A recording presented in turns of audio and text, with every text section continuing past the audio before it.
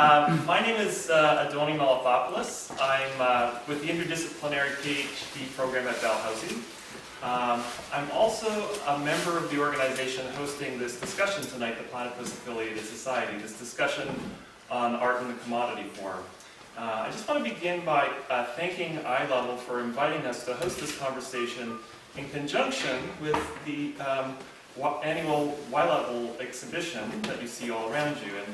And really, as I'll comment later, I hope to bring this into the conversation tonight.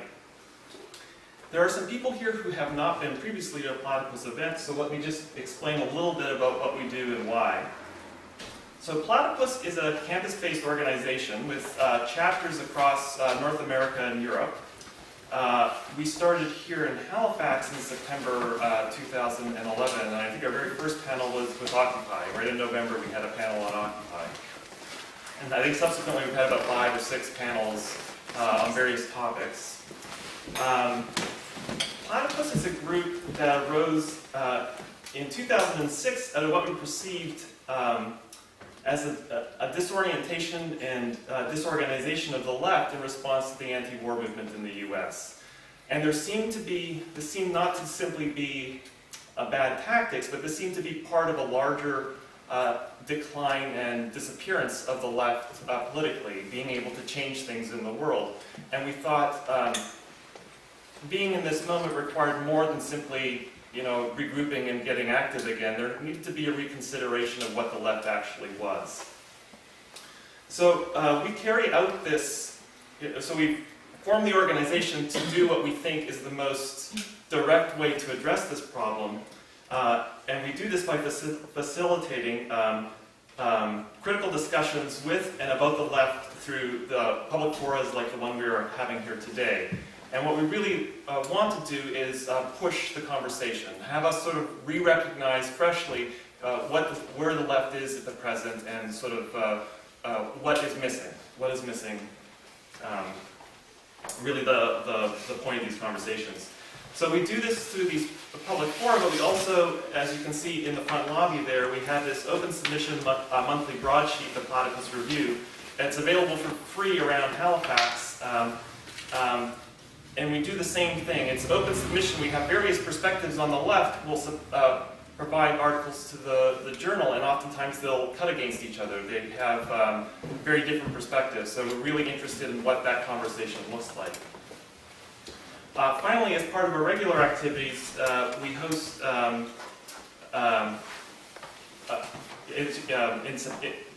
during the school year, we have these weekly coffee breaks where, if you're interested in sort of like understanding more about the point of departure and how we do this, you can just walk in and we have these political discussions for an hour. They're at Dalhousie, and they'll start again September 9th.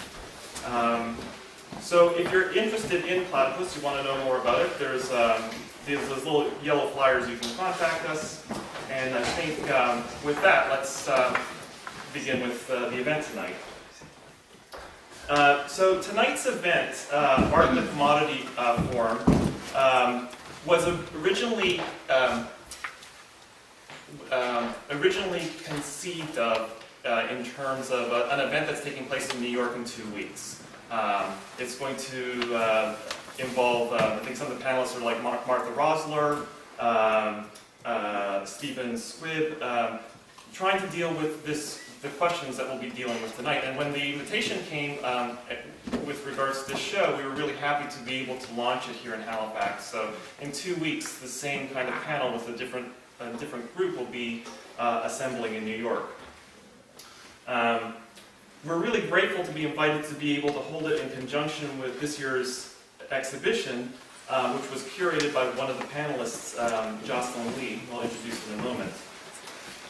By holding this discussion in the midst of the show, we're hoping to do something that I think is exceedingly difficult.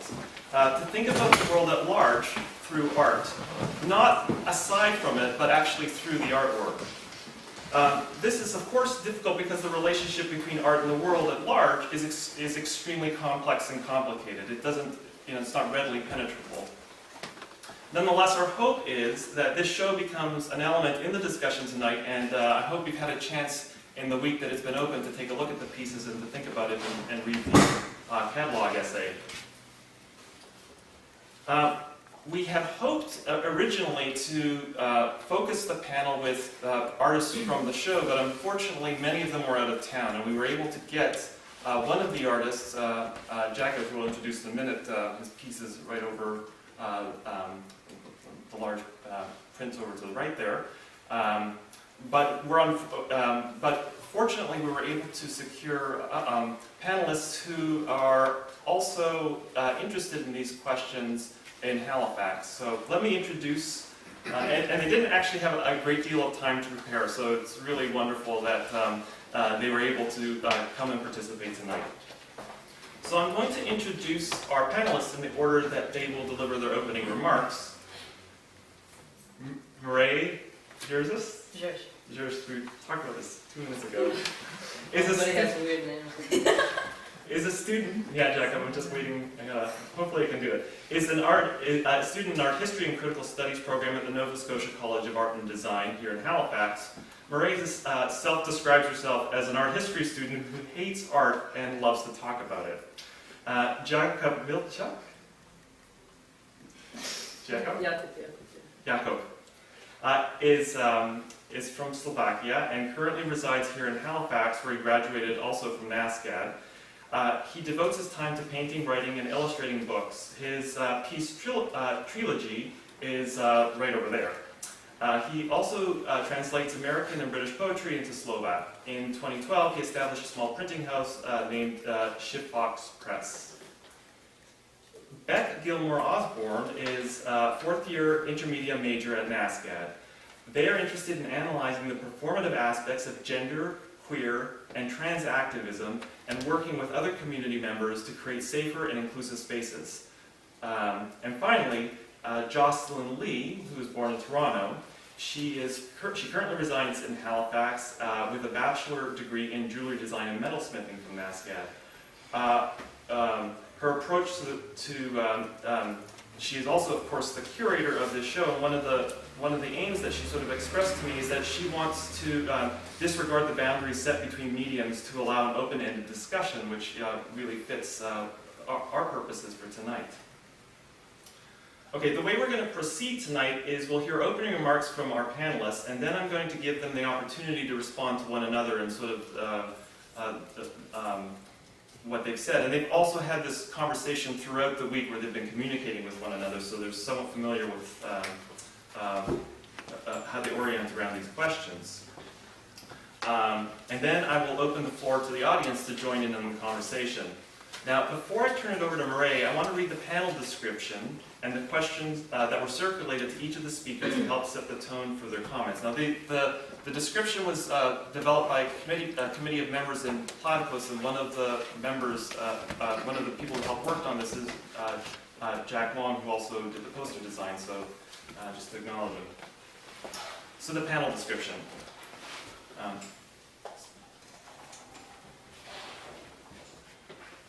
If it's true, the commodity structure is the defining feature of modern capitalism down through the present, then it stands to reason that it has no less impacted the way art is produced, consumed, circulated, and exchanged. The shift in art's character happened both objectively, for example, in an article produced for exchange in the market, and subjectively, for example, as a kind of experience, a form of expression for the social and individual body. However, art's relationship to its status as a commodity is an ambivalent one. Art has become at once more free from past forms of domination, but its freedom is constrained when subject to the dynamics of capital. Art as a commodity is both its cure and poison, and has become a social problem for its practice. Since becoming aware of this problem, artists, philosophers, curators, and critics have taken various approaches in seeking to overcome it. How has art under a capitalist society changed from its pre-capitalist practices? What is the commodity form, and what is art's relationship to its logic? Must art seek emancipation from the commodity form, or is it at home in it? In what sense does art take part in the left and emancipatory politics, a practice also seeking to overcome the commodity form, if at all? By asking these questions, this panel seeks to reinvestigate art's relationship to the commodity form and make intelligible how this problematic relationship still sticks with us today. And there were 4 questions that were posed. The first one is, how do you define art and commodity? In what way does art in capitalist society differ from art in pre-capitalist society? How would you posit the relationship between art and the commodity structure of capitalism? Is art already a commodity from the start, or does it get commodified only when it's integrated into the market? Are there ways that art can resist this commodification, and if so, how? Second question is, acknowledging the issue of art and commodity is not a new question. What troubles this, acknowledging that the issue of art and commodity is not a new question, what troubles this discourse today? How has art's relationship to the commodity... Conversation and collaboration, and so it's pretty cheesy, and I take issue with it. Change that this could generate.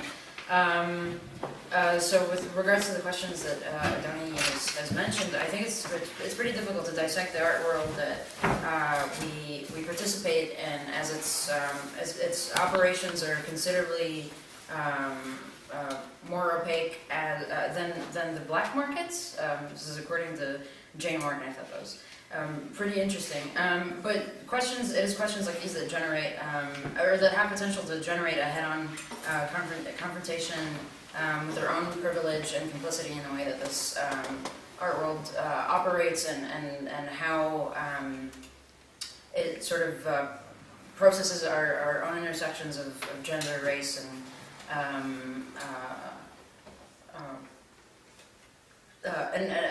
ability and orientation and so forth, and privileges us according to that, and so once we can confront these and dissect these problematic and contentious issues, it is only then that we could even begin to conceive of progress. So time and again I'll be referring to an art world, and I wasn't sure what kind of audience would be here, but I feel like most people are familiar with what I'm not, at least what I'm not referring to when I say art world. But it's not, the term is not as it's not a monolithic entity, but it most definitely propagates hierarchies and conceptions of elitism. The art world that I'm referring to is also Euro-American, but throughout my research I've attempted to focus on Canada and the Canadian art world, because it's considerably different from its American counterpart, especially given the setting and being an artist-run center, and quite a prominent artist-run center, and the occasion, that being showcasing the work by emerging Halifax artists. You could refer to commercial, nonprofit, academic, or community-based activist realms, and when I was approached to do this, I had no knowledge of, I had no idea how to approach any of the questions, so where I'm coming from is sort of an art historical background of like looking at text and attempting to sort of make sense of it, and so I'm not attempting to speak as any sort of authority on any of this. But the first topic that I'd like to address is the parallels between art and capital and the narrative of modernization. My consumption and understanding of Adorno is very limited, but what I've processed so far is that art constantly strives to overcome its inherited limits, but its mechanisms and metaphysics prevent it from doing so. Likewise, capital is always striving to overcome its boundaries and turn the new terrain it has won into the basis for a new round of accumulation by appropriating into itself non- or pre-capitalist forms. In the same way, art expands its reach and its relevance by absorbing and representing that which was not deemed an instance of art. And so this system therefore renders previous modes of signification and value as obsolete, and continually generates a new language of critique and historical narrative to legitimize these new paradigms. And this is where the role of art discourse and art critics and historians who are not seen as primary cultural producers, and this is where a discussion of their role comes in. So over the past decades, as most of you might know, there's in the wake of civil rights movements, social justice has become a cause célèbre among artists and curators and critics, so that institutional critique and radical political theory have been widely published in magazines that paradoxically publish alongside this radical political theory ads for art fairs and biennials and commercial galleries. This kind of work has also been widely exhibited in commercial galleries, and it's been taught in for-profit art schools that drive students into tens of thousands of dollars of debt. So with these contradictions in artistic practice, theories have proliferated to account for them or confront them from within. Although I'm tempted to ask whether that's even necessary. Do these contradictions not attest to the art world's vitality as a site for criticality and contestation? But I guess that's something that we could figure out later.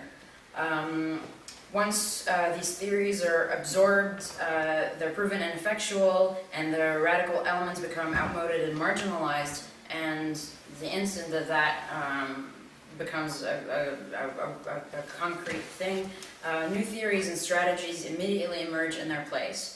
And this is the art world's way of self-legitimizing its own content production. So ultimately, this kind of art discourse perpetuates the segregation between the social and economic conditions of art. It also widens the gap between art's material conditions and symbolic systems, so that it's considered symbolically rather than pragmatically. This isn't so detrimental. It's not necessary to always treat these kinds of issues in a linear or even constructive sort of way. It's only problematic because it reinforces a pre-existing barrier between art and life, and this is a struggle that artists have been, at least since the time of Baudelaire in the late 19th century to this very day. And so participants or generators of art discourse kind of come across as making delusional and grandiose claims about the role of artists and the contradictions that they must negotiate. And I say that this is problematic because it makes it difficult to conceive of alternatives to the system that's being critiqued and the contradictions that are being pointed out. And so one of the questions that came up that was of considerable interest to me was that of pre-capital society and how the art commodity existed in that. And I wonder if pre-capital is synonymous with prehistoric. I find it very difficult to conceive of a time when art was not a commodity. This, of course, is a highly contestable statement. But going back to a statement I made earlier about an art world, similarly, the art market is also, the term art market is a predominantly Euro-American construction. Construct or construction, it's interchangeable. As art and artists do and have existed without a market for centuries. To take recent examples, there's 20th century communist and socialist regimes and countries where a capitalist system is not the hegemony. And therefore the market as we know it coexists alongside various forms of exchange and barter within the economic sphere. And now that I've pointed out that the market is not the sole system by which we can measure art commodities, I feel like it's necessary to acknowledge the space that we're in right now, which is an artist-run center. And the artist-run centers have had a significant history in Canadian art in terms of generating conversations about inciting progress. And so in the wake of the civil rights movements that I mentioned earlier, artists artist-oriented centers in Canada came to exist in the 70s to provide space. These modes of social activism were paralleled by the art world, with artists attempting to sort of synthesize social activism and artistic production, and the Artist-Oriented Center was devised to not to allow for that, but it was a space that was considerably more conducive to that than the commercial gallery system, and this is especially relevant in conversations about minorities and marginalized peoples, and that the Artist-Run Center enabled for a more inclusive participation. It's of course problematic, and I can't say that it's difficult to say that tangible progress has been achieved, but I think that a conversation about the potential of artist-run centers as alternatives to a commercial system can generate interesting conversations about progress.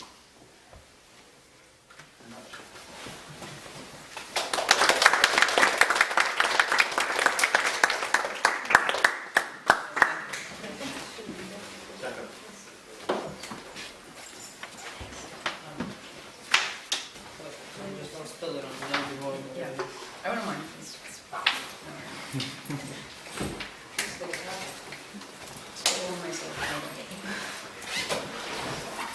Okay, so I'm going to talk about this from an artist perspective and some artists. From a perspective from someone who paints, who practices this, and I'm going to kind of want to tell you right away that a lot of times they tell me that I sound as a pessimist or too negative. I don't like pessimists. There's only one worse thing than pessimists, and that's cynics. And then I don't like optimists either. Idealist. No, it's all, yeah. And I have certain kinds of ways, I guess. My communication somehow seems that way. Like, we became friends this week, maybe. And when I don't have many friends. Very few friends, like maybe 4.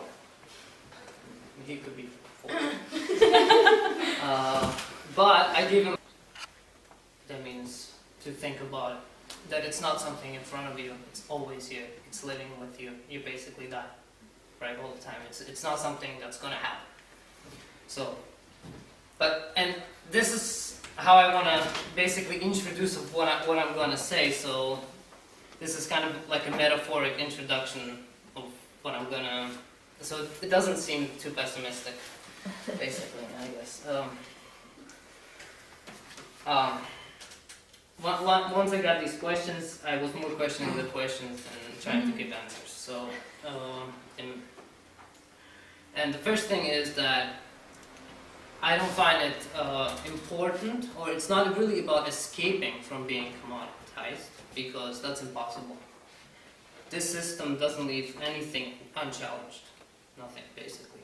So what can one do, or what one once proved to be successful, as in case of Warhol, was to turn the commodity into an artwork itself. And then it got commoditized again, but that's beside the point, but it was an artwork at that moment. What does this mean? That means that one tries but fails better. Kind of the Samuel Beckett style, try again, fail better. Now, I mean, there's people like Jeff Koons who are basically copying the same, they're basically like kind of a new Warhol. They're doing the same tactic, the same system of dealing with this problem. So, another thing that came up is that art does not really need to be political per se to fulfill its political function. In a way, every piece of artwork is political because it's made a certain era, a certain time. And even George Orwell would say something along these lines that even art that claims not to be political takes a political side. you can, again, something unescapable. But okay, there's certain danger of commodity in art and what other people are doing with commodity, something different than Warhol did. Because if we would agree right now, and a lot of people here practice art, that you're trying to be authentic, sincere, original, and that involves work that is has serious intent, and it's for a long period of time, and you need a certain boldness to take on this dark road, this dark journey of an idea. See, idea is not something you have right away and then you start doing something. Ideas can be the worst thing that can happen to an artist, one poet said. Idea evolves while you're walking this dark journey. And you have to be really bold to take it, basically. And then there's people, to me, when I look at certain art, and I look at it and I go, well, would anybody with really serious intent, somewhere in his back shed in his garden, can sharks every day? Would he really do it? Would he really be interested in putting sharks, let's just say, in green liquid every day and thinking about it? No, not really. He does it once in a while when the market pays for it well, and it goes up.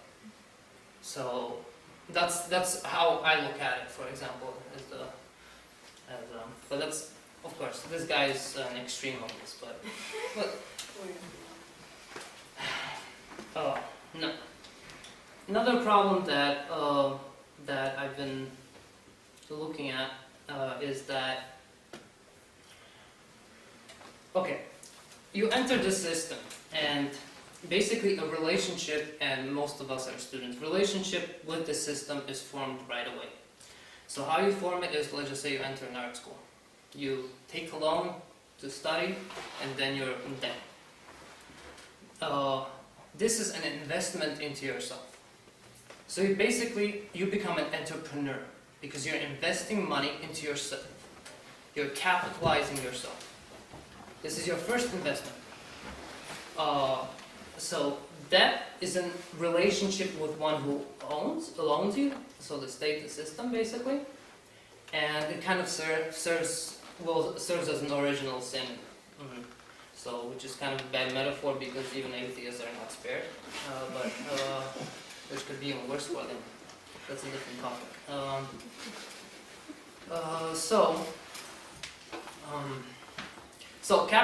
And this is kind of artist entrepreneur.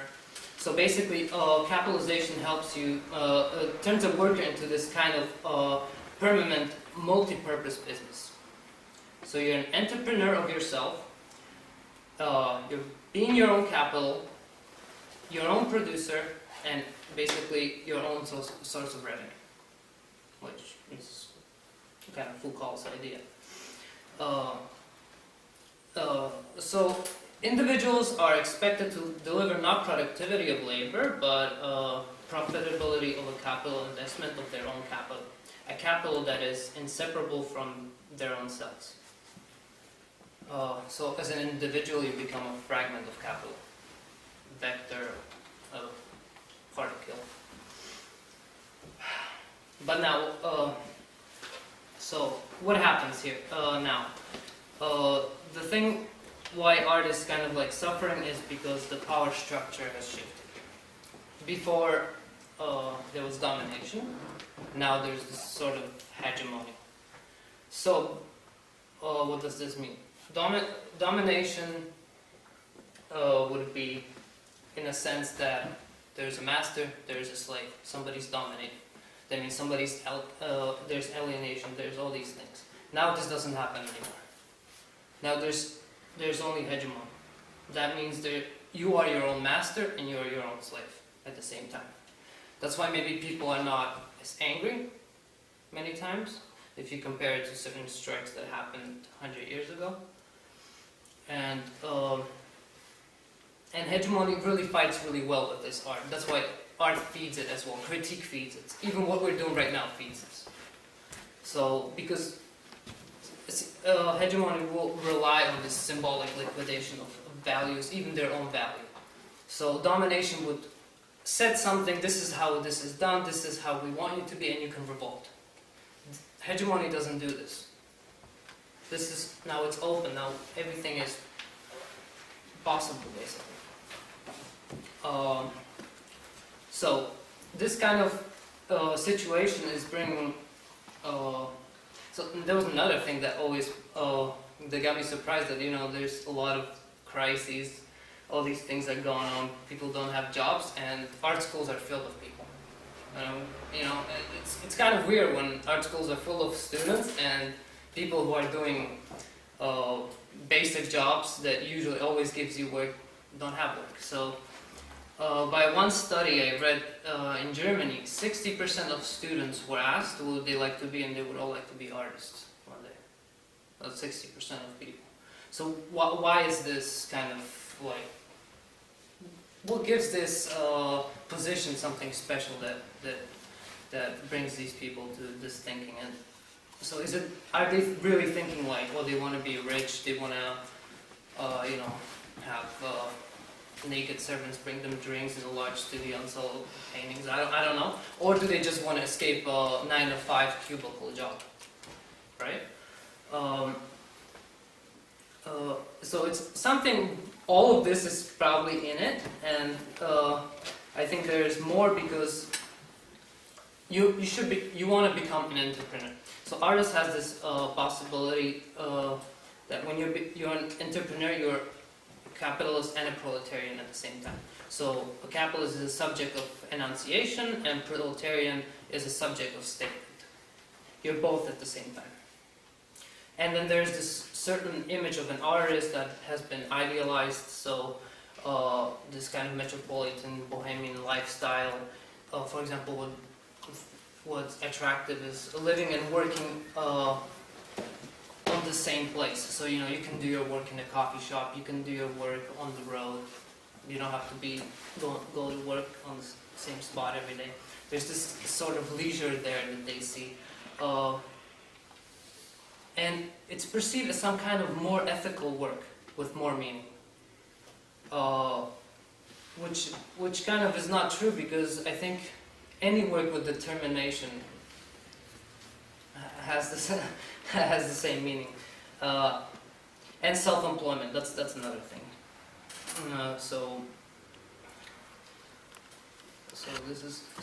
It's this power, basically. So this is the power structure that has shifted, and I think this is the bigger problem here, and that's why I don't find even the commodity problem the problem, if even this is a problem, because any situation that is, anywhere we want to get, anything that's gained, something's lost at the same time, and everything opens new possibilities. There's still doors right now. There's still certain things that we can open up, and that's why I don't want to sound as a pessimist. And I think where artists are at this time is something that Baudrillard would say about philosophers, that back then philosophers were content with perceiving and basically talking about the world, interpreting the world. In the Marx era, they would try to change it. And today, change will happen, that's for sure, and we should just try to be a part of it. Change will happen, not in Obama sense. That never happens. Change in the real meaning of change. So interpreting that change will be crucial, and art, as philosophers should be interpreting this change. Art should be building perspectives and making characters, inventing characters. This is what art does. As philosophy creates concepts, art creates perspectives and characters. So this transformation doesn't happen without us, as he says, or he pushes it even forward, and he would say, so this world doesn't end up being without us. And what does he mean kind of by that? And I guess a concrete example would be in the 60s when Secretary General MacArthur fought the Korean War and they were deciding to use an atomic bomb. And what decided to use the bomb or not was a computer. So they calculated the economic and other values. The computer calculated if it's worth it to drop the bomb. The computer said no, so that they didn't drop it. This was the first time that a human being traded his subjective moral value over artificial. And this would mean, so if this continues, that would mean that this world does not need us anymore, basically. So where we are now is we're basically trying to be here. Thank you. I'm concerned with the prevalence of a defeatist attitude towards the contentious role of art in commodity culture. Contrary to radical characteristics of video, performance, and installation art of the 60s and 70s, my work in those same mediums is not resistant to commoditization in any way, and that does not bother me. Making art is work, and it brings me great joy, frustration, fear, and love. It tests my patience and encourages me to improve my skills and knowledge. And although I must, at this point in my life, maintain a slight distance between the labor I do for monetary gain, which in this instance is working at a restaurant, which I also love, between that and my artistic labor, I see all the work that I do as equal in process and effort. It just has different outcomes. The one thing that separates my paid work and artwork at this point is the financial reward, even though it's quite small, that I earn from the paid work. All types of work I do, however, bring me some form of recognition, a sense of usefulness, or build my reputation as a producer of things, as a creative being actively participating within a community.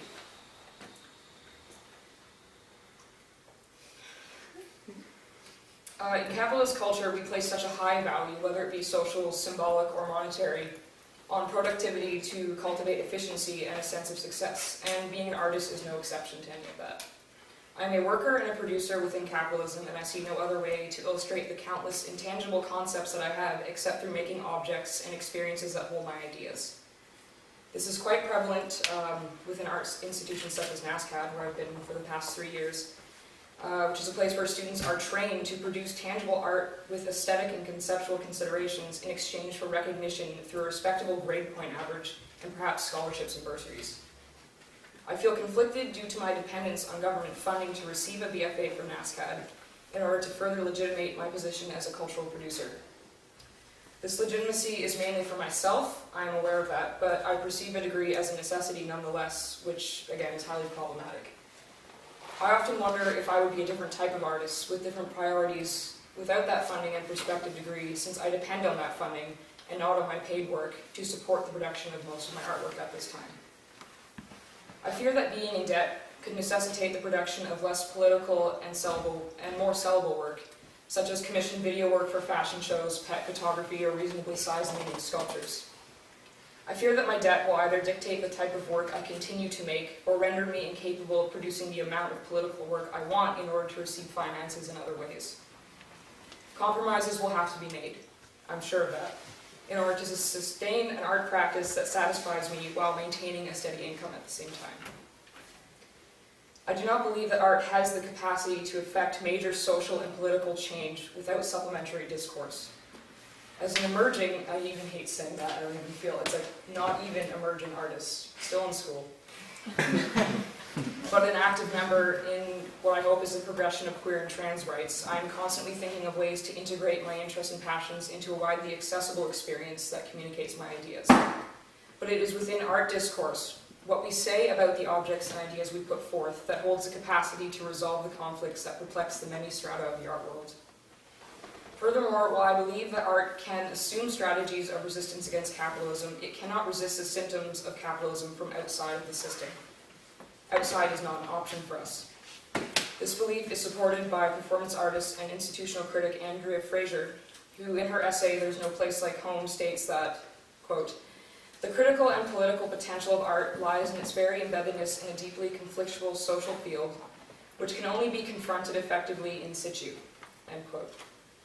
I must place myself in a position to critique the systems and social inequalities that inform my work. This position encourages me to better understand how these systems function in an attempt to work towards systems that are theoretically and practically beneficial for individual and community growth. But this is impossible to do as an individual. This is creative community work, it is a problem solving, and it is oftentimes labor intensive.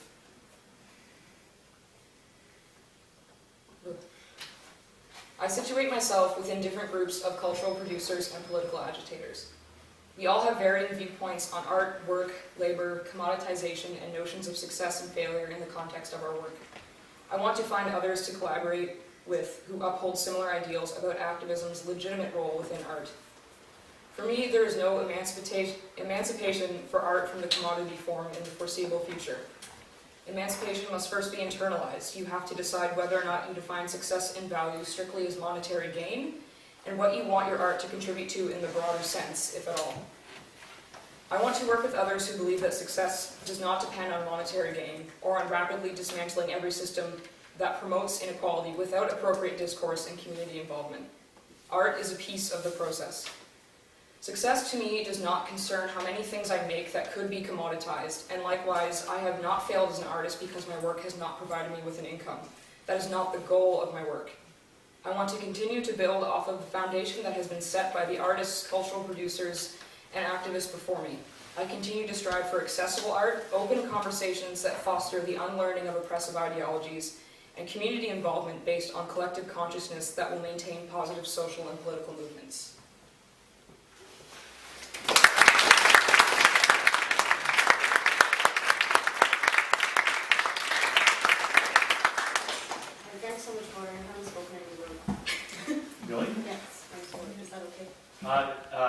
Yeah, this has never happened to me before.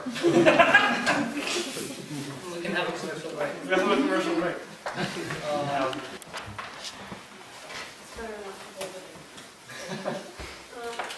So I just wanted to prepare you guys for a very unplanned speech. It's really going to be improvisational. So I do have one note here where it answers the first question, which is defining the terms art and commodity. And just because, or fitting the exhibition, I've been talking about symptoms of isolation, and I would like to go back to this idea of symptoms because I believe that art is a symptom.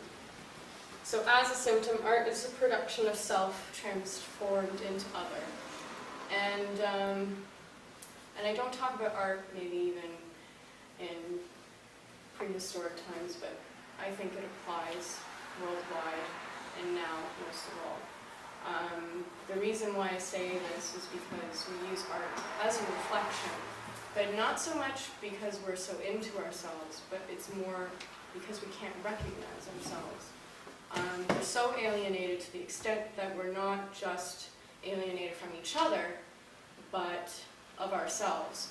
And this whole idea goes back into this migration of power that I was talking about in my curatorial statement, in which I mention that as a result of what Jakub had mentioned, being the capitalist while also being the proletariat, you are inducing self-oppression.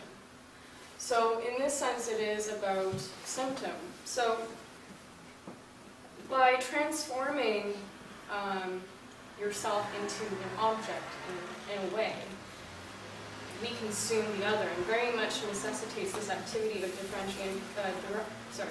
differentiation where we no longer distinguish ourselves as separate entities. We develop ourselves through the creation of this object, the other. That's the end of my note. And what I mean by that is also really important to look at, well, this idea of emancipation, because if we're to free ourselves from each other or from within ourselves, then the tactic becomes very different. Well, is it this idea of cancer, or is it this idea of trying to rid something within yourself? Does that mean extracting a bodily, well, metaphorically speaking, a bodily fluid or an organ that should not be there. I don't think that's the case. And that's why it becomes so convoluted and why we've never really been able to, I guess, pinpoint the problem. But what I'm more concerned about is this production, and this art production is very much not meant to be messianic. And that's something I want to stay away from. The whole point is not to necessarily emancipate ourselves through the works of art. I don't believe that. And yes, there are many people who feel the opposite, but I believe that it's a much more complicated problem for art to deal with alone. And that's part of the reason why I invited Anthony in the first place in Platypus, is because I feel the need to speak out to different disciplines, whether it means other parts of the arts in music or dance, literature. I believe that every medium has its own facet of truth that needs to be told, and for all of us to not necessarily contradict or agree with each other, but to be able to look at these facets and understand the larger problem, and then tackle it head on. Instead of trying to figure it within ourselves, although we're all facing the same problem. And we assume, well, I can't do anything about it. When really, you don't have to aggressively attack something in order to be doing something about it. And there's this idea of resistance and art resisting commodity, and I mentioned this to Anthony, and I thought that the only resistance, if you think about it politically, is to, let's say, be on strike, or to be on a hunger strike. So, okay, what would artists do? Be on an art strike, right? We don't create entertainment, we don't create things. It's the same idea that, well, doesn't necessarily work, doesn't mean that we get anything out of it afterwards. No. So is resistance futile? Yes, in a way. Does it bring something worse? Possibly. Because if we think of multiple ways of eluding commodification, it only becomes additional vocabulary for the system to absorb. And whether we want that or not, I don't. So, what I do believe, though, in this case, and if I may close, if this is hopefully not too soon, is that there are things that are really unexpected, and those are the things that are the most beautiful. Is things like inventions, or we come across objects or functions of objects that are not what they were made for, whether it's in music or art. And this could be in internet, in film, or in, I guess the best example I can put out there is internet. And the reason I say that is because we have, let's say, so many positives coming out of it, as well as so many negatives. Now, initially, it came out as a positive form of community and a public space. Now it's become something quite the opposite. Now, don't get me wrong, there's still a lot of positive things coming out of the internet, but just like the internet, if you think about it, it wasn't originally meant to be let's say, a community, or to connect people necessarily. And especially when it comes to rallying people for, let's say, petitions and whatnot. That's not what it was meant for. It was meant for as an information searching tool, and as far as we know, it became something else. And now it is our primary form of communication. So, with that in mind, I feel like that we should approach art in the same direction. To I don't know, expect the unexpected, I guess, and to think creatively and not allow yourself to be bogged down by commodification, because we are in it. There is no escaping it, because it is so naturalized. but I can only wish you luck and myself. So, thank you.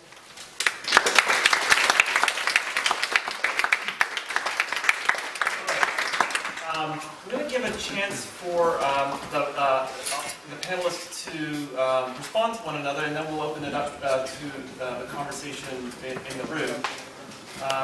One thing that just in case, just to help things along, I'm going to pose also a question. You can speak on whatever you like, but one thing that I noticed in the conversation, I think, and Jakub sort of spoke about it early on, is this kind of idea of like pessimism and optimism, about this kind of, how we would relate to this situation. And there seems to be a division on the panel on this question of pessimism and optimism. The thing I wanted to sort of drop in here is one can make the case that in the 19th century, for example, the ever-changing character of a commodity society, where everything just seemed to like reinvent itself continually, almost put demands on artists to be able to, create new ways of sort of portraying this, or even sort of being able to recognize its potential. There seems like a way in which both the optimistic and pessimistic approaches in the present seem to be a reversal of this. The pessimistic version seems to be, there is no possibility, so there's like a frustration of that society is not transforming itself, that the artist no longer feels that there's a way in which they're part of a society that's changing, that's self-consciously changing. And the other strategy, which seems like the optimistic seems almost, at one level seems pitted, but in a sense, it also doesn't feel that society will change. It's like we need to create the artist center, or we need to be able to create, I think about relational aesthetics, a utopia, because society itself is not sort of bringing these changes about. And so we're sort of like, there's like a way in which like society is not, artists are not responding to sort of like the way in which society is constantly moving ahead and has this kind of way in which it seems to have potential, but there's almost like this underwhelming, to both perspectives, there seems to be this idea that it won't happen. I mean, I think about some of these utopic practices, and there's a way in which I think we all are sort of aware that they won't be sustainable. Like they'll get thrown under the bus. Like an artist center like this is like barely struggling, so there's a way in which we want society to be able to have the kind of spaces and the kind of work, but there's a way in which we don't believe it. And I guess this is the thing I wanted to sort of reflect on, is we think about the change. Commodity has existed throughout this whole period. There's a way in which like artists felt like pushed by advances in society. The idea of society transforming itself was like exciting, and now it's not. I want to hear why you think why that's taken place. What has brought that about? And I think there's been some suggestions that I'd be interested to hear you get into that even deeper. But this is your opportunity to respond to one another. And does anybody have some thoughts they'd like to share right away? I'm going to lead it off. Sorry, it was a very long question, so I had to carry it over. It's like division. Give me a sec. Maybe we can go right into Q&A with the audience. We could, if nobody has, we could go.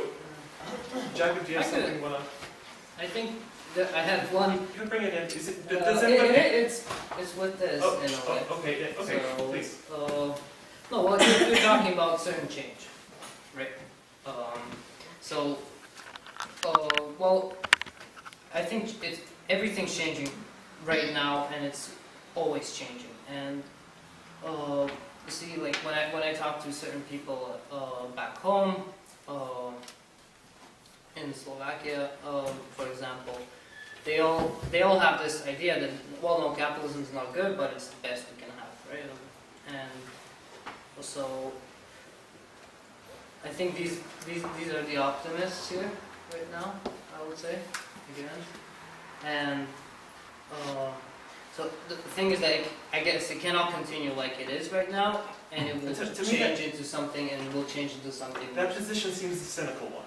The way, you said you have pessimism, optimism, and Or cynicism. that could seems be like the cynical. cynical Yeah, one. that could be the cynical one. That's not doing anything because that's the best. Right. Who thinks that's optimistic? Well, in their eyes. What? So I think there are certain mistakes and errors that occur, and those openings that we can use. And I think they will happen, and the thing is to be prepared for them, and so one can see them. If you're creating something, you come across a mistake, something happens there, and you have to be prepared for that mistake so it can go. You can transform it into an idea, into something. And this is kind of and it's hidden, and it's kind of like the Pascalian topic of the hidden God, that only believers see miracles, and to the others it's natural phenomena. So I think what one should do now is to be prepared and to see when that opening or that miracle comes. Am I understandable right now? Yeah, I think so. I understand the point. But, does anybody have? To question, to think something, to have an opinion. Opinion is like it's in the price of gold in this society now, where everyone's smiling. So, yeah. Beck, do you want to come in on I this? have a smart-ass question for you, but it's the only way I know to ask questions sometimes. Who do you expect, or who are you expecting to deliver this miracle of change? Or what are you- No, that will come about with certain things that will happen. Technology, It'll come about, change. It's not like one person's going to do it. Just- No. just- This is an abstract thing that may happen about, for example, ecosystem, biogenetics, all these things that are coming up. They will produce different problems, and they will produce openings and things where we can attack. We cannot attack the way we did before because we failed so many times, and we'll continue to fail because there's no way to win in the old style of our battle, of how we used to go about it. Merray, did you want to come on this? There's something about the way that we discuss the imminence of change. Change will come. We will Well, We will accomplish- I said change not in Obama sense. Oh no, I know totally, but I think there's something about the way that we discuss change that makes it sound like it's going to be this this really grand, very palpable sort of thing, and I don't know that we have the perceptive capacity or capability to sort of sense change as it is occurring. I feel like it requires some extent of hindsight or retrospect to be able to. This is what I'm talking. Yeah, that's what I'm saying. That the change. Well, we have to transform it into a change. So it's gonna come, like as I said, as a miracle, or as something, or some kind of a sign that you have to be able to see. But I just don't agree with That's why, and that you have to be prepared to see it. So it's just too messianic. It's just too much Yeah, of a messianic kind of change will come. This is what I'm saying. It's no, it kind of sounds because I use the God or the old text. No, but when you're saying we have to prepare for it and we have to, Prepare for it's more abstract. It's not. Here's maybe a helpful way to sort of get that. That's not like a gun. We'll go to the Q&A. I mean, I know, Merray, you sort of have thought about internet art in preparing for this, and you have brought it up as well. And there's this kind of, and Jakub sort of had this imagery of, the A-bomb not being dropped because of the calculations. And so there's a way in which what does it mean in terms of, because the world is transforming, right? What does it mean when transformation happens without consciousness? It's like the internet will solve the problem. It doesn't require any kind of transformation.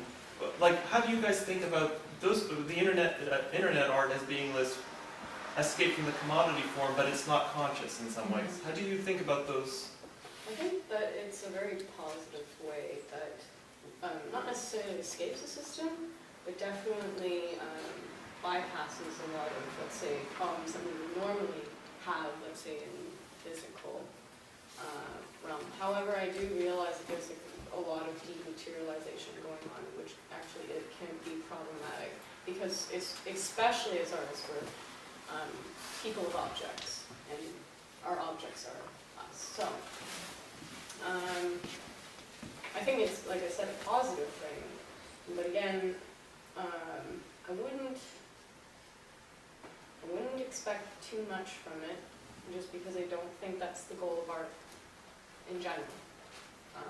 And my whole point from the beginning was that art is not meant to be the one to emancipate all of society. It's just a little drastic for me to accept. So. Merray, do you want to come in on this before we go to questions?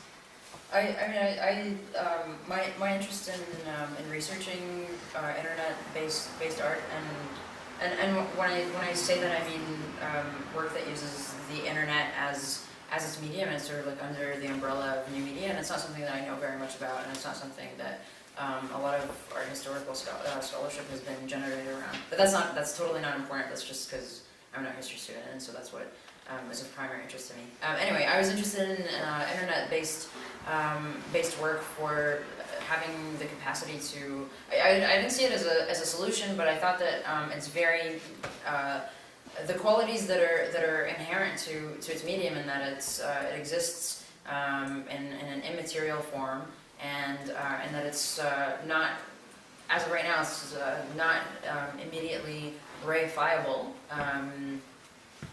So there's, you can download a file, but it's damageable, and there are questions surrounding its archivability and the governing bodies that can still come into play, in countries where internet usage is censored. So it's not entirely fail or foolproof, but as of right now, it has potential to, I don't know, like these kinds of strategies of evading commodification have the potential to. Yeah, I don't know. Until somebody figures out how to sell internet-based work, that's the point where we'll be able to. Until that we can have this conversation until that happens, but from that point on, it'll be a different sort of conversation. Isn't it even just thinking about Beck's comment? Isn't it even a worse problem that the artist doesn't get paid?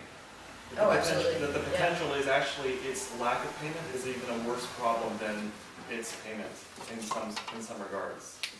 Yeah, that's definitely a very pertinent issue with internet-based work, and it's definitely, there's a sort of niche of prominent internet artists, and it's definitely as much as it's sort of the work is accessible to a lot of people, and it's work that a lot of people can create because the internet is no longer like a luxury kind of entity. It's still, that definitely raises a lot of questions about that I don't have the answers to, and that I can't even begin to conceive of because I'm not an artist. Beck, did you want to say anything before we go? I just have a quick comment. We were talking, me and Ray have been talking back and forth just about, briefly about internet art, and again, I'm not very, I don't make internet art really exactly, but from what I've noticed, my main concern is I'm not quite as sure as much about the artist not getting paid, although that is also an issue in a different sense. The issue is the lack of discourse that internet art allows, having the internet as a container for the art. But it's just there's too much of a disconnect between the person making something and the work. Or no container at all, really. Yeah, it exists within this other world, and that just is problematic to me because of it's everything's subjective. You can argue with me on this. It's just my opinion of I want to be able to work with people, not just see what they've made, maybe a little bit of what they've written, and that's it for me. It's I just feel it's a strange way of avoiding discourse around what you are doing. Okay. That's all I have to say about internet. I promise we will end at 9, and so there is a plan to go to Charlie's up the road, and like if you want to talk all night, we can do that. So I'll take. There's a lot of people here and probably a lot of questions. I'll take them in threes, but I'll try to briefly summarize the question so that the first question doesn't get lost. Does anybody? I don't think that it's so much like a problem that you can't like physically talk to someone about like what Beck said about net art.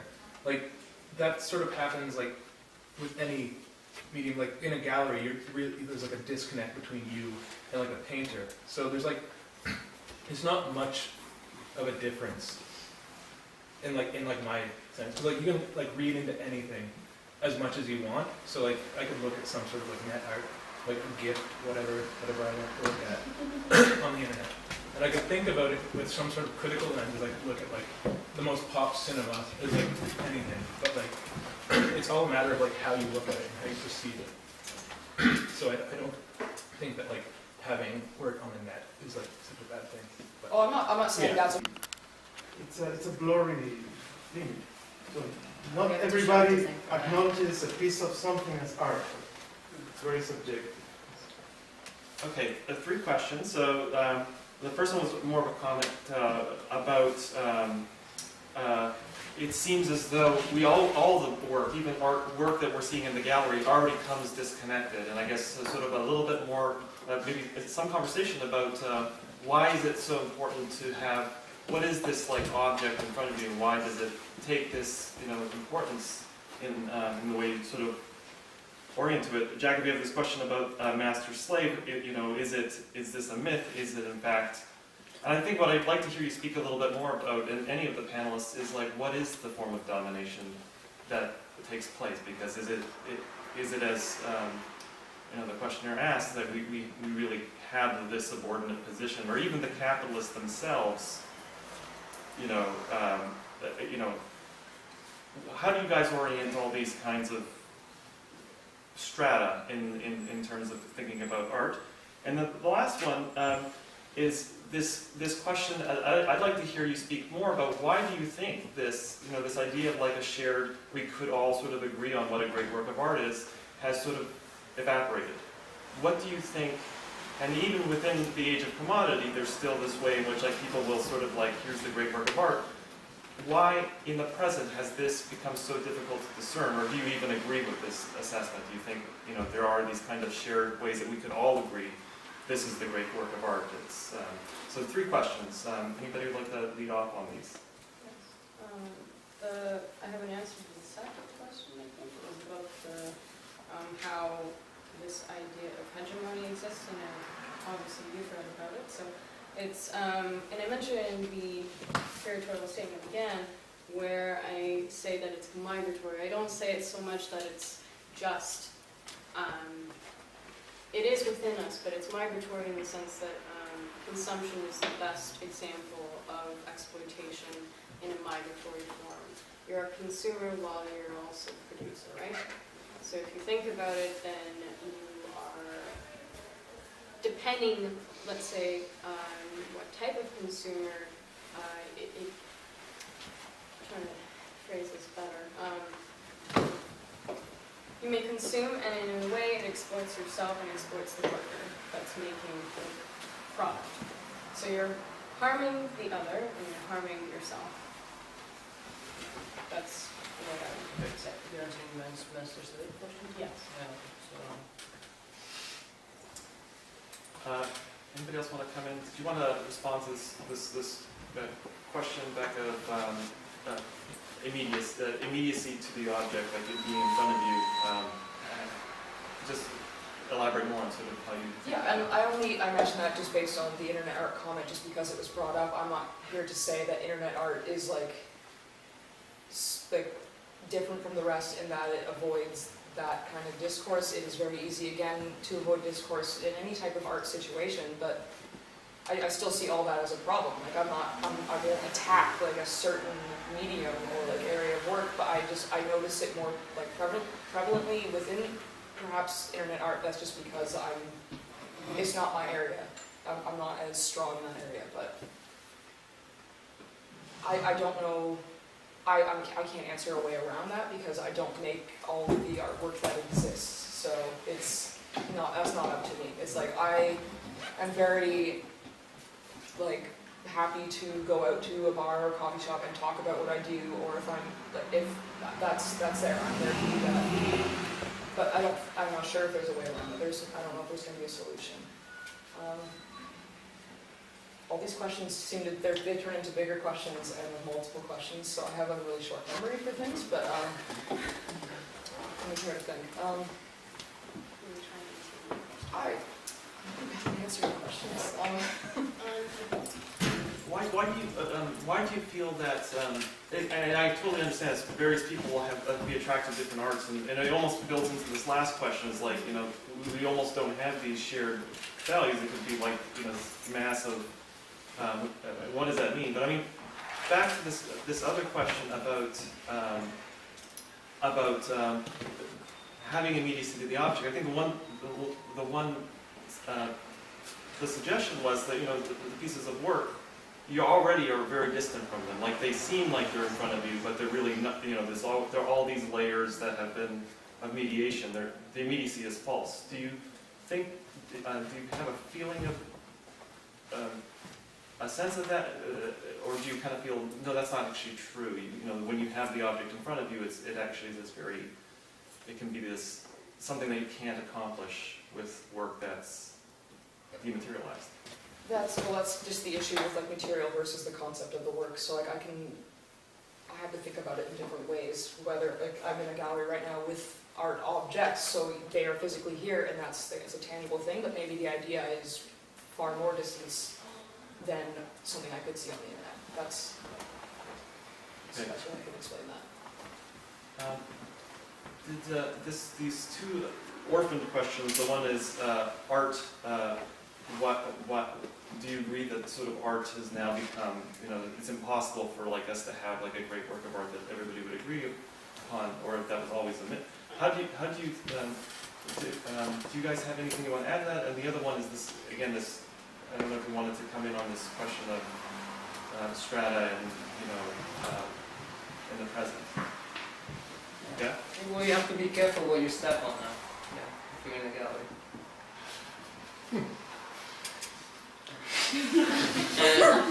No, I think the two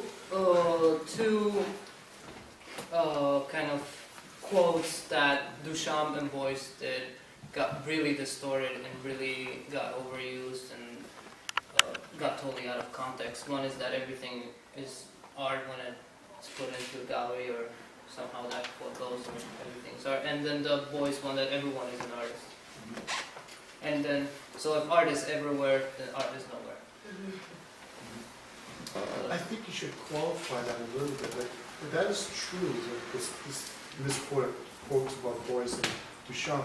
But I think the bigger question now, since we no longer know what is art, which is important, we should start asking, what is good art? Because Beuys never talked about a good artist or an effective artist, and Duchamp never actually talked about good art. And we now need to start addressing this notion of elitism, which is something that you mentioned at the beginning, as almost a derogatory aspect of reality that we should try to eschew. But I think sometimes we need to embrace the notion of elitism to learn to recognize levels of quality.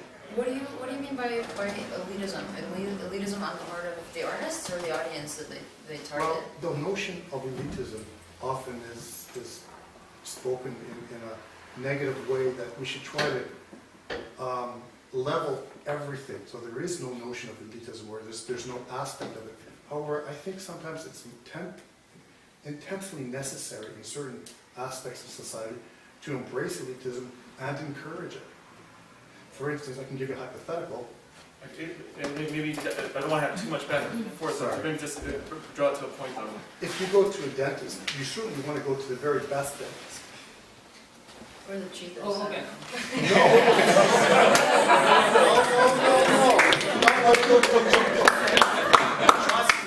want to go to the cheapest, you want to go to the best. That's embracing. I don't go at all. I have that one solved. Okay. So, do you want to really come in? Yeah, totally. I I'm not really interested in. I don't know. I mean, this thing about elitism is that we are. I don't think that the notion of elite is so much of a. It's not. When we talk about the elite, is okay. Wait, sorry, 1 second. Okay, the elite is considerably more difficult to discern nowadays because it's not. I don't think that class strata are so visibly discernible in the same way that they were, and because when I think of elite, I think of Greenberg's avant-garde and kitsch, right? So I think about the bourgeoisie that he refers to, and the bourgeoisie that funds the avant-garde, and the bourgeoisie's relationship to the producers of culture, in that they sort of the bourgeoisie doesn't. They kind of want to be comforted by avant-garde art, and they want something. Okay, wait, forget. I don't want to get into that. No, I don't want to get into that. What I am interested in addressing though is this idea about who is it that determines what good art is, and whether it's even important to or relevant at all to determine that. And I think that question has been obsolete for the past couple of decades, as there's no longer. I don't want to go so far as to say that a canon no longer exists, because I would be lying to myself and I would be lying to all of you. But I don't think that a canon exists in the same way that it existed in the 19th or the 20th, early 20th century. And I'm tackling this from a purely art historical perspective. So there's no longer this. Sure, biennials and art fairs and whatever tell you what good art is, but there's no longer like a monolithic and singular governing body that is responsible for patronage and for the livelihoods of artists. As like I mentioned in my statement, the art market and the art world are so diverse; they're no longer as limited as they were. In the 19th and 20th century, but ultimately, what I'm trying to say is that what determines what art is nowadays, the questions that we use to debate its parameters are of a philosophical nature, as opposed to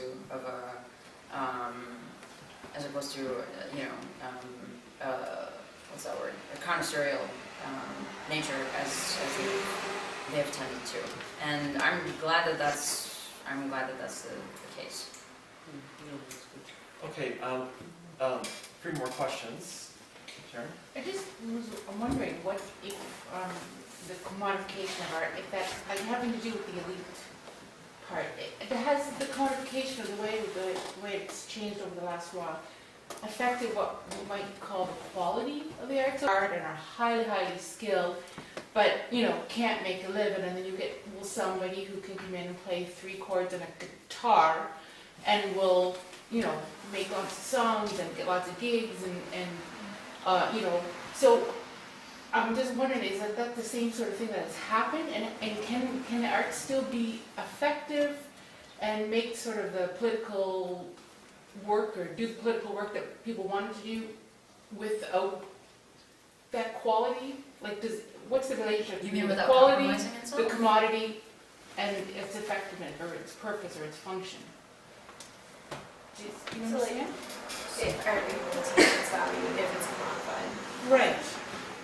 And then does that affect actually, like we're talking about elite, but we're talking about also, can we still have the right without commodifying it to discern, okay, well this is really high quality, whatever that is. Okay. Somebody who has done it and has high skill as compared to someone who's got a paintbrush and brushed. So you're saying that, like, let's just say the worst pop songs of 60s are still 30 times better than the pop songs today? I didn't Okay. say that. Okay, let's I might on that. Okay, we have a question there. Go ahead. So I heard somebody talk about like whether the commodity form can be overcome itself in our practice, like as a self-contained island, and I think a couple of you were pessimistic, and I would agree that like you can't actually do that by itself. It has to be part of a larger political project. And so I was wondering, like as more of an activist, that sort of a way that activists can reflect on things like social movements is what can we offer then? What kind of skill sets can we offer? And I wonder if the purpose is to like decommodify art because we want to decommodify, at least from my perspective, decommodify our labor and have a better society. What can art practice, or people who practice art intentionally, offer social movements? Or are they just totally running parallel and have some sort of more informal influence on each other? Okay, and is there a third question? Maybe we want to round this out. I didn't answer this. We're doing rounds of three. Oh. Okay, is there anybody else who's been itching to have ask a question? It's great to do the rounds of three. I kind of have a question, but you might as well go through those two first, because they're kind of unrelated. Okay. All right, and we're doing good for time. So I think so. The first question is this question of, can there be taste without a price? I think is sort of the idea of it. Like, it seems as though, if that's not distorting it too much, but if you had, you discern its worth through value, can we actually approach the work of art? What would it take in your mind to approach the work of art and say, this is a lovely piece of work of art, I don't even need to know what its value is? And the second, I think, is this idea of, and I think this comes to one of the questions that was posed, there's a way in which the relation of art to the commodity form, and you've expressed ways in which you've tried to sort of like deal with it, or how artists may have dealt with this in their practice, but in some ways it may even run parallel to actual social movements. And how, I don't know if this is going too blunt, Dave, but what do you see as the connection between art and politics? Like, how do you see those two connecting? Can they connect? Do you see them, what would facilitate their connection? Like, what are those? And I know I've heard some people on the panel sort of very pessimistic about the quality of art itself may suffer when it becomes political. If that's the case, why do you think that? Why do you think that's inevitable? Why would that be character? Can I just make sure, I think that's totally fine, except I'm not asking, it's not a question of like, make more political art for us. It's more, what do artists who intentionally practice art, what can they offer? Not necessarily just doing political art, but more of a broader. I think that's great. Okay. I just have not an answer, but like my opinion of an answer, what I try to do, and I tend to situate myself as a commodity in a way, like I can offer myself to something else, to like a larger collective, to a movement even, to work towards something else. And I don't necessarily feel like art, like the aesthetic considerations have to suffer for what the art is trying to say, or what something is trying to say. I don't think that always has to happen. I just feel like sometimes it's difficult to reconcile both those things working together, and it's just a matter of really trying to make those work. But what I mentioned, like in my kind of brief opening about like receiving money from working at a restaurant, that is like me offering myself as a commodity to like maybe sidestep my work becoming like a commodity in that sense, if that makes any sense. I don't know. So I feel like individuals do have something to offer to like political art. I feel like it's just a matter of wanting to make things work, I guess. I don't know if that makes sense. Things sound better in my head, and then... Am I allowed to speak now? I don't know. Well, I have a definitely different view on this, and when I see artists and if I see them work for a political movement, it doesn't mean that they have to make political art. The reason why I say this is because the best example I can think of was there was a university in Norway where the head or the president of the school was a philosopher, and he ran everything. Now, just the fact that they chose a philosopher, or it wasn't even just university, I think there was other things that, like oil companies or whenever, they used a philosopher. Now, what the hell a philosopher knows about oil, we do not know. But but it's his ideas, right? And it's the same with art. If you look at it, art doesn't have to be just, or the role of the artist does not have to just stick with the creation of the object. It could just be about education, understanding the object, and let's say applying that knowledge in how you practice your daily life. It could be something as simple as that. And I believe that's the example that I was referring to about the philosopher taking over a much giant role, whereas usually the spectator. And because we are spectators, we would know more, let's say, and that's sort of our stratification is, or we think that we're a little outside or marginalized, even though to some extent we are.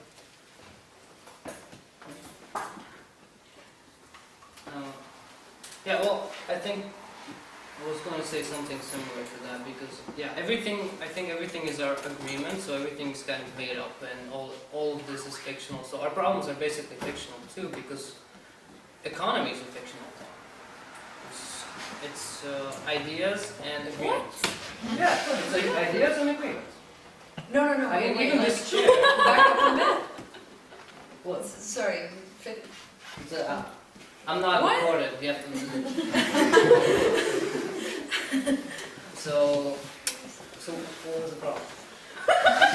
No, I actually need you to repeat that if you can remember what you just said. Well, I'm saying that Look at it. It I is- don't understand what you're that saying. most of these things are based on a certain agreement. Certain people, you didn't agree, but there were certain people who came to a room and agreed that this is how it's going to be. This is the price of gold.